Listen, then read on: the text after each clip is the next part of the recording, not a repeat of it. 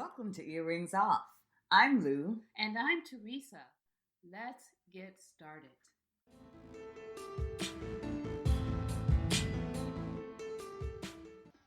All right, hello. We're here today with Mae Shields. Mae has kindly agreed to talk with us about her history. We are excited. We're doing this in recognition of Black History Month, and we just want her to share her story with us. Thanks for joining us. Well, my name is Mae Shields. I was born in Louisiana in a rural area. My parents were on a farm, and that where I was born at in West Baton Rouge Parish, we didn't have any schools for blacks. And one school that we did have, it was 6 miles from where we lived. So I had to walk that 6 miles to the school, going as 12 and back. There weren't any cars at that time. So worked at this school. At this school, there were it started off with one room, and then we moved to a place that had 3 rooms. So we were all divided. You might have 2 classes in one room. However, my mother had gone to school her parents sent her to work in a private white school, which had all white girls. And they loved my mother so because she was only 9 years old. She did cleaning and whatever. But my mother learned, they would teach her every night all the aspects of school, what they were getting in school.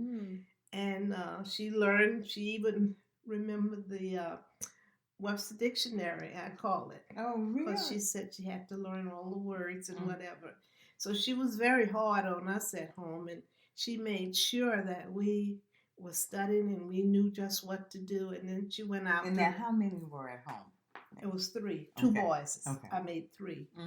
And she went out to teach at the church at night, different ones, how to write their names and call it night school. And she was very hard on us. We pick up magazines from who had thrown it out from wherever, and we had to learn to read and do whatever. However, when I go to school, I always knew my classes and my lessons just about almost better than the teacher did. Wow. Yeah. So they started using me to help to teach the classes. When the teacher didn't show up or they didn't have one, I would go in and teach the kids how to read, write, and arithmetic and whatever. And she was very, very strict on wanting to get a better school for us, and how it started out. My father died, and after my father died, his family wanted my mother to move out of the farmhouse. So we did, and my mother didn't have any money, but she bought this little house, which was in another neighborhood. But it happened to be in a white neighborhood. All of our neighbors were white. What? We moved in this 3-room house, not bedroom, 3-room house. And my mother got a job working at the white school in the cafeteria. So whatever was left over in the cafeteria, she'd bring home. So we had plenty of food, always had something. And we would issue it out to the neighbors. So as my mother saw what was going on in this white school, and we were going to the school, that little black school, she became upset and tried to get the parents to write a petition up for us to get a black school to go to with a bus. The white girl lived next door to us, would come over and spend the night with me because her mother worked nights. And in the morning when I was going to school, she'd be on the white bus. They had school buses. And she'd be waving at me, and I'm walking in this gravel road, and I'd wave back. I didn't think nothing of it. Right. This is life. Yeah, it was normal. Right, yeah. Right. And my mother said, it's not fair, but whatever it was, she wasn't getting but $1. I don't know, $1 a day was fine. I don't know if it was $1 a day. It might have been in the cafeteria at the white school. But we would do ironing at night. We would take ironing in. And we didn't have any electricity in the beginning, so we had to heat the irons on on charcoal, I think it was, Mhm. and then iron and make sure those white shirts didn't get scarred up with something other than, with anything black that would Right. mess up the collar. But that's how we got the extra money.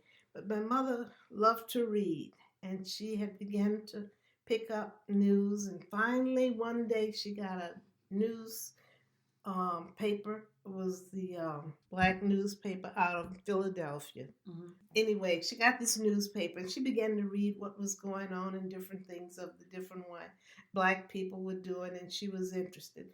So she wanted to go to college, and there was a black college, which was an upgrade black college, Mhm. and she would go up at night, get a ride to go to this college, and I went with her, and so I went to class with her. Oh, wow. And next in that vicinity where the school was a deaf school Mhm. and a blind school. Mhm. So then I decided I wanted to go with the blind and the deaf, which I was happy that I did. I learned to love them, learned things they did, and just had good friends. Mhm. And they were happy to have me because it was a boarding school. It was not a school that someone came to every day. But it opened up my mind to understand, my heart and my mind to understand each one of those, the blindness and the deafness. Mhm. Like, I don't call anybody deaf and dumb. You Mhm. never do that. Right. That was an insult to them to be called deaf and dumb. Mhm. Just deaf. Well, anyway, going up there, I was taking, sometimes I took classes with my mother and I learned the classes. And I was only about 12 years old. But then I had to work too sometime because there was a lady who lived in our neighborhood that made wedding dresses, and she had been to Paris, France, and whatever. So I would just go over to her house and pick up the pins off the floor. And she was very good to me and always make my dresses. So the kids around me got very upset because I wore these dresses out of remnants. Oh. Yeah. And these were like store-bought dresses. Yeah. And they thought I was trying to be better than they were. That was what happened during those days. That kids, if you had a little better wardrobe than they did, they'd get jealous and they'd say things about you. They didn't mean it. They didn't know any better. Mhm. But anyway, she made all my dresses. She made a wedding dress for the governor of Louisiana's daughter. Mhm. And she took me with her. My mother dressed me up that day. I had a big ribbon in my hair and one of those fairing dresses that she had made me. And we got to the governor's mansion. They told her that I could not go in the door with her. I'd have to go to the back door. Wow. And she says she will not. She's with me. So she took me by the hand. We went in and they served tea and cookies to her. And they said, we'll bring her an extra glass or cup. And she says, no, she can drink out of my cup and glass. So she would drink and she'd tell me to have a sip too. But the governor's wife and a couple other women there were very upset because she was doing that. She says, this is my little girl. Oh. And she says, she's with me every day and we're going to treat her like she's my little girl. So I felt very good and very proud of myself that I was with her, because no one else had ever been there. Black had never been in that part of the house that we were in. That was just one of the incidents that happened that opened me up to accept each and every one, regardless of their nationality. You get to learn a lot about them. And they will love you as well and treat you right if you step in and act as they are. You just don't go and act indifferent. And so that went on. Anyway, we went to school at this 3-room, and finally the parents got this petition to try to build this school for, I had finished elementary school, then I was in the 7th grade, so we were going into a high school. Before the building was built in another little town for us to go to, I had to go to another county. We had to catch a bus or catch a ride. We didn't have a bus or ride. So the few dollars that my mother made to work, she had to give me $3 of those to pay somebody every week to go to this school in another county. Meanwhile, our high school was being built from the 8th grade up to 12th grade. So that finally came through. But it was quite all right. We didn't think nothing of the hardship. Sometimes we didn't have a ride to get to this other school, but we'd get off and we would thumb a ride. Somebody'd Yeah. pick us up. One day, an incident happened that a cattle truck stopped for us to, no, not a cattle truck, a truck.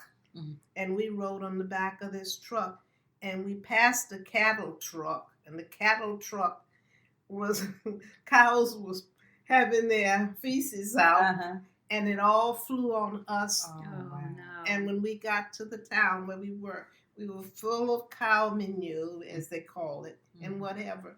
So we were in the bathroom at this school that we went to in the other town, stinking, feeling bad, didn't have any clothes to put on, and you couldn't dry them. They didn't have washers and dryers then. We were just wiping down. But anyway, we made it through that and didn't think anything of it. Coming home, we had to thumb another ride back home because the bus that we were using to paying the gentleman the $3 a week, he was broken down. So we get back home, somebody would always give us a ride. However, we continued on and going to the school until our school was built. And when it was built, we opened it up. And it was the most fantastic thing that we had ever seen, a brand new school and different teachers from other places and whatever. We had some good teachers. Well, let me ask you something. Because you're describing like the hardships that you go through, and you said, well, we think nothing of it. You were doing what you had to do. So what was put into you? What were you hearing at home from your mother? And what were you hearing about the importance of education? Because it had to be something. It was.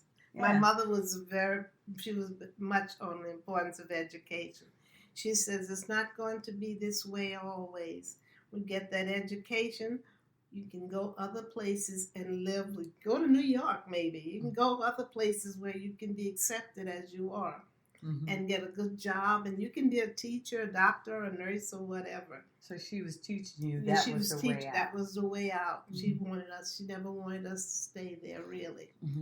And we, after going to this other school, all of us that went to this other school, we were from different parishes and parts of Louisiana, that we were excited, and no one failed.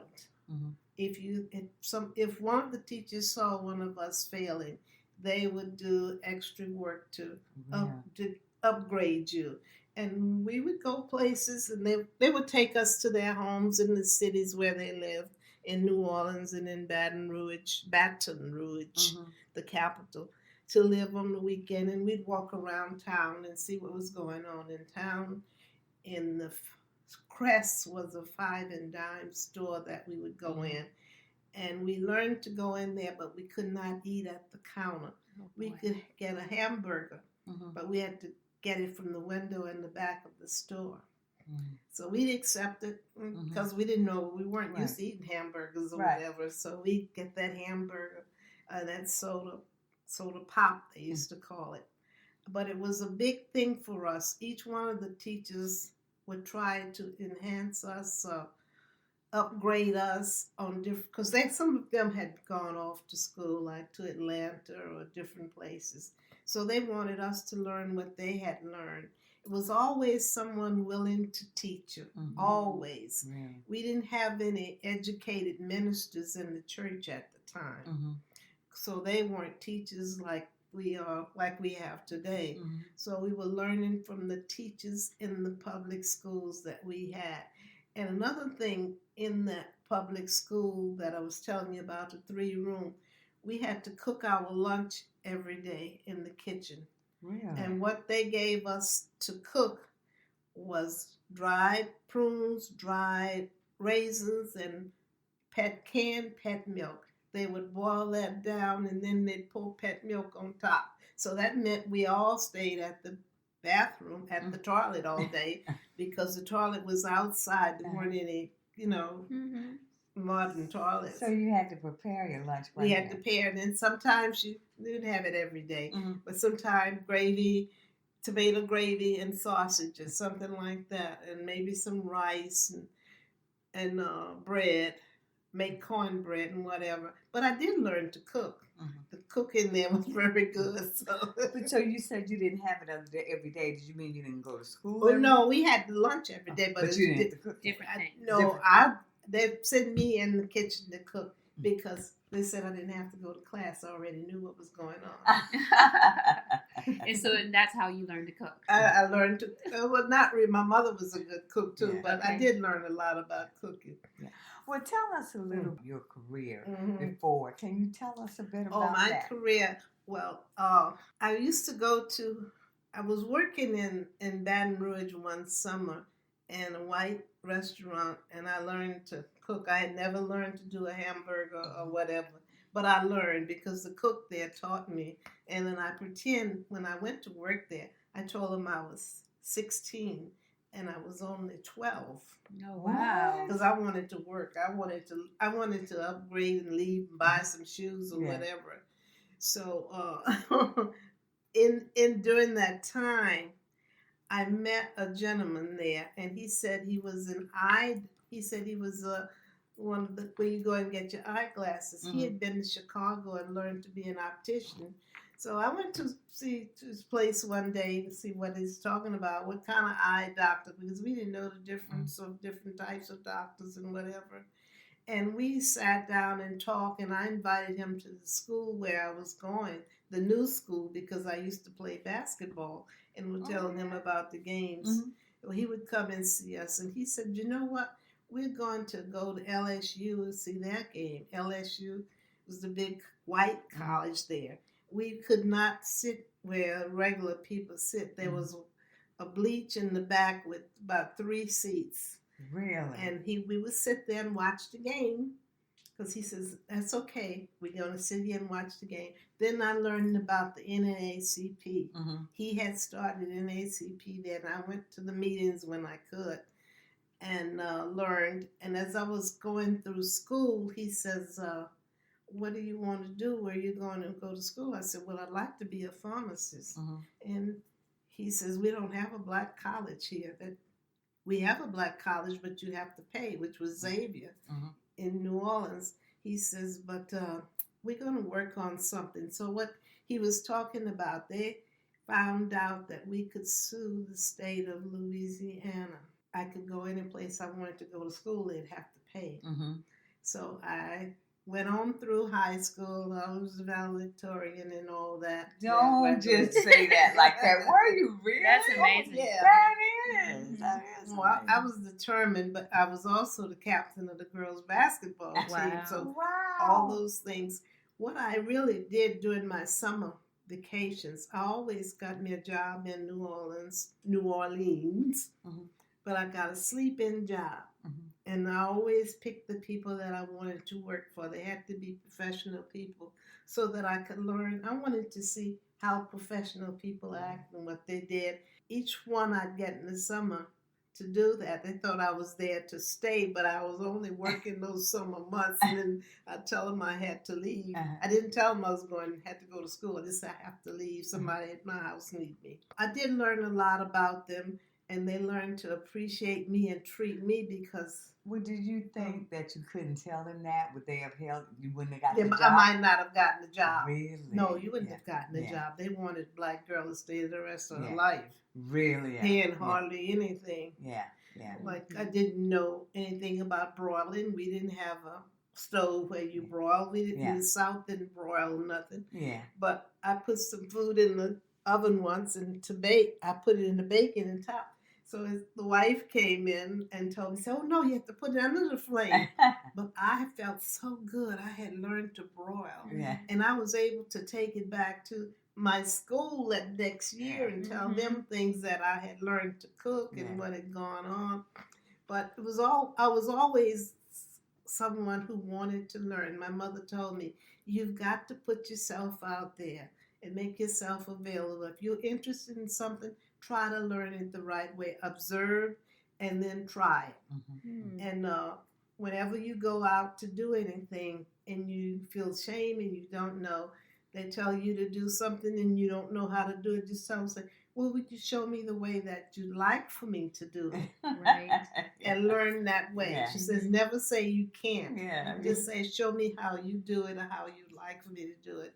So that's the way I learned a lot of things. Well, anyway, so the state of Louis, when going back, when I met the guy at the NACP, and I got ready to graduate, I wanted to go to college, but I didn't want to go in Southern State. I wanted to go out. So I went to the library and someone helped me and we looked for the different colleges. So we saw one in Albuquerque, New Mexico, University of New Mexico, and I applied to go there. Mhm. And I told them I'd like that. So Louisiana State had to pay for me to go. But when I got there, I had a roommate who was an Asian, and she just spoke Chinese or whatever, and she didn't talk to me at all because there was only 4 or 5 of us on the campus. Is that right? The So, whole campus. whole campus. So it was only anyway. I left the campus and I went and got a sleep-in job, and where I got the sleep-in job, because I needed some extra money. Yeah. My parents couldn't even send me $10 or Right. $5 a month. Right. My mother, rather, because my dad died when I was 7. However, they gave me a car to drive to school every day and treated me as if I was one of the family. But I knew how to butter them up and act as a family member. Mhm. I never put myself down and stayed back. I always asked, how do you do that? Why are you doing this? Always ask questions through my life. Mm-hmm. Mm-hmm. So then after that, I met my husband, whom I married. Mm-hmm. And he was going to school there. It's a long story about him. He didn't have parents. He didn't know who his parents were. Really? No, I can tell you a little bit. His mother was a helper at a big, rich farm. Mm-hmm. And she must have gone out on her day off and got pregnant and had the baby there. Nobody knew who it was for. She died in childbirth. Oh, no. So they raised him, and at 6 years old, he had to do things like everybody else. He was like a job. The ladies that they brought in would take care of him and help him get into school. And someone at his school, and he became very, very smart. Mm-hmm. His IQ was up, so because he wanted to learn. He didn't have anybody, so he just read things and wanted to learn. Wow. And we got married. We had one child, and then the second one, I went back to school. We got a married couples apartment, Mm-hmm. and I went back to school, and they got pregnant again right after the second one because I didn't know anything about birth control. Anyway, I went home to have the baby, and on his way home for the second one, his car had a fatal accident and he died. Oh, no. That was, yeah. So that went on. So I was left with 2 children, Right. and my mother says, well, what are you going to do? I said, I'm coming home, but I'll get back in school. I'll try to get some grants and scholarships and continue on to school, but I do not want to go to school in the South. And the reason why I didn't want to go to school in the South, because some of the instructors act like they didn't know no more than I did. And it turned me off. Really? Although there were a lot of them that were smart, but the smart ones weren't talking very much. Mm. But the ones, uneducated ones, Mm-hmm. they would, flout you off as if you were dumb and didn't treat you right. Were they black? Yeah, they were black. Wow. Really? Yeah, a lot of them did. Mhm. Anyway, that's why I always said I wanted to go away to school. Mm-hmm. Okay, after I went back home, after the kids were born, Mother encouraged me that I should go and join Dr. King. And the lady that I had picked up the pins, who was made wedding dresses, she gave me money to go. She was white, but she gave me money to go each time. What? Wow. So I went to Mississippi and joined him and stayed, I think about over a month. But I was constantly in touch with my mother by pencil and paper. I wrote a letter every day and every night. And she was proud and she was anxious to know what was going on. So I stayed there, and then I would go back home. And then when I went back home, I was in touch with the group, the civil rights group. Mm-hmm. I would write to them, or someone would write a letter to my mother and say where they were going, and it would be nice if I joined them. Went to Alabama, and we walked that long route over the What? Pet Bridge. Mm-hmm. You're talking about, Yeah, I Yeah, know what you're yeah, you're talking about yeah. Selma. It's Selma, Selma, Selma, yeah. Uh-huh. Selma. But Dr. King always told me, he says, he used to call me baby. Baby, now you know, Wow. I know your circumstances. Because we would sit down and talk, and he knew my history, Oh, wow. and he encouraged me. I don't know if you should be out here or not, he says. I says, but I want to be out here. He says, I don't know. But anyway, Why do you think he was saying that? because he knew I was young and I was a single mother. Oh, okay. And Yeah. he didn't want anything to happen Happen, to yeah. me. Because there was no insurance or nothing. Yeah. We Yeah. were just out there. So anyway, I went to Selma with them.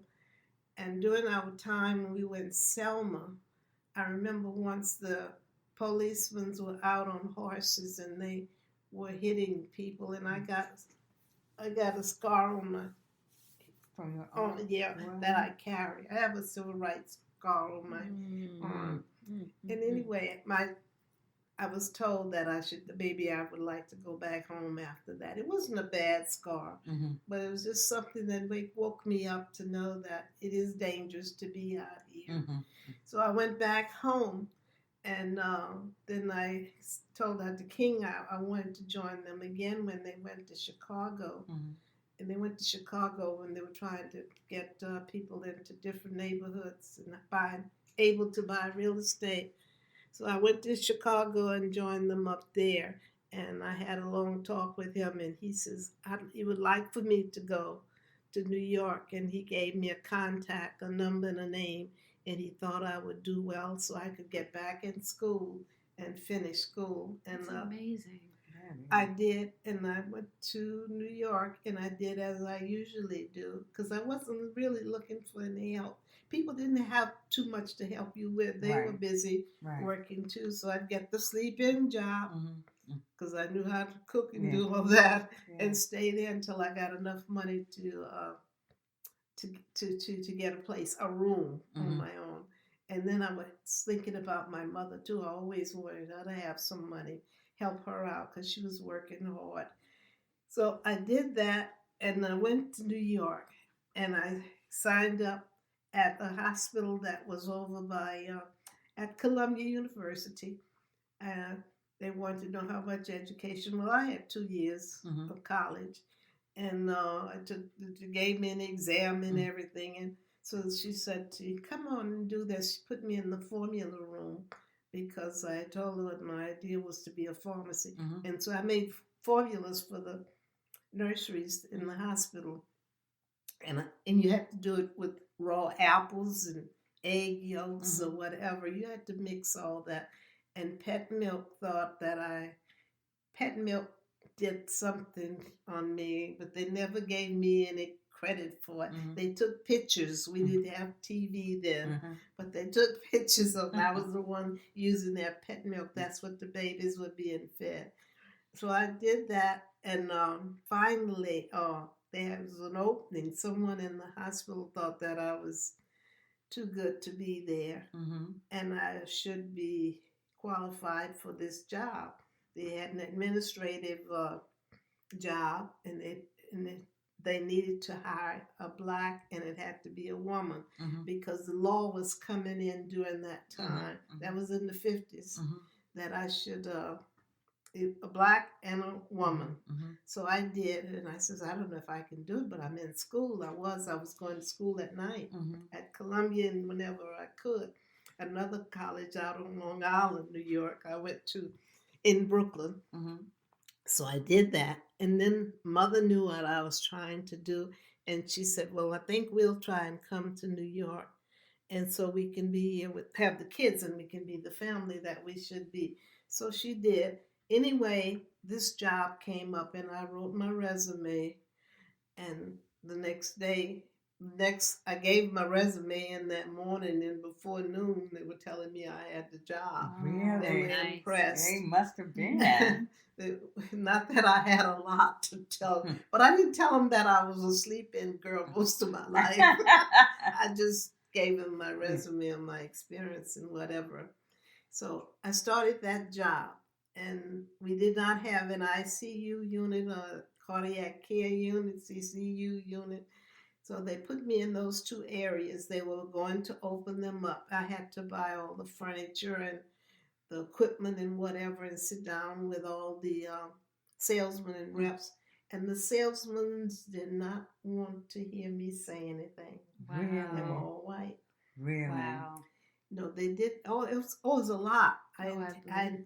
inherited and came in contact with a lot of prejudice in the Mhm. North, just as you do in Yeah. the South. Yeah. But what you do, you just smile and listen, but you show them that you know what you're talking Mhm. about. Because I would stay up all night sometime trying to read on different aspects. And if something had to be repaired, I stand by the repairman and see how he did it and how it works, just like I was one of his workers. Mhm. And I learned a lot. Mhm. So anyway, I worked very, very hard to Mhm. prove myself all night, and I had to justify all the money. It was a 700 bed Mhm. hospital. Anyway, I would stay up all night, but I was always early in the morning, and I'd stay until I finished, regardless to what. But then they start asking me to write several aspects, and people, some of the other administrators were, I was called the unit manager. Mhm. But I had to justify all the money that each unit had spent each month. I did not have a computer or anybody Mm. to help me. I had to do it by hand. Yeah. So I'd stay up all night and did it. I did it, Mhm. although I wouldn't let them know I was up all night. Right. The hospital was getting larger and larger, and they rebuilt another one, whatever. So when we were going to high, I was one person who had been there. I guess I had been there quite a while then. And I was carrying the whole hospital by myself. And not only just the managerial of the aspects of the units, it was also, I had unit clerks on each unit. I had to teach them, and I had to hire them and fire them if necessary.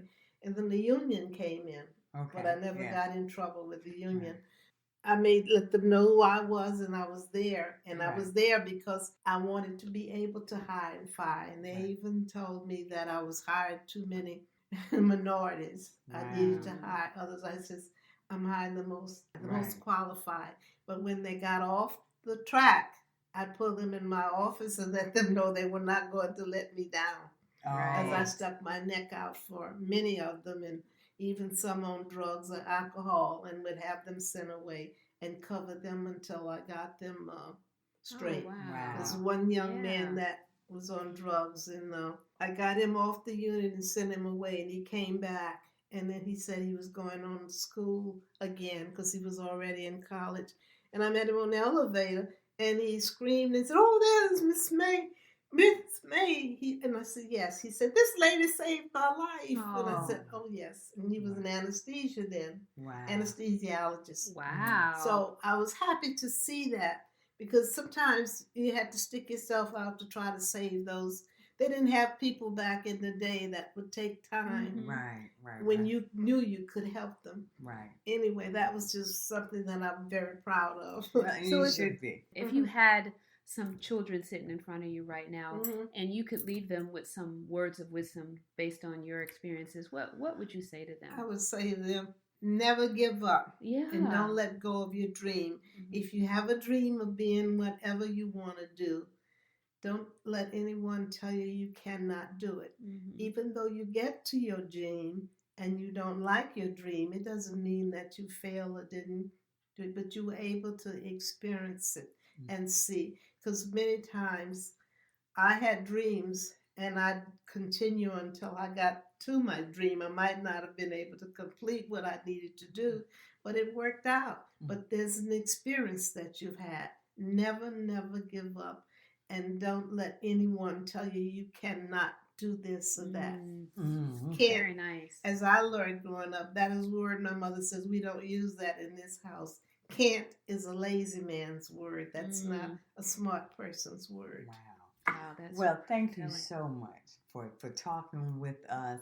And So we what's come know up? You have shared a lot of important information, Very and we nice. thank you Yes, for it was that. very important. Miss May, I too would like to take this opportunity to thank you. I hope that our listening audience has been inspired by you sharing some of your rich history with us today. Also, thank you to our listening audience. Lou and I don't take it for granted that you tune in to listen to us each week. Thank you for your continued support of us here at earringsoff.com. And as always, remember, when we know better, we do better. Take care.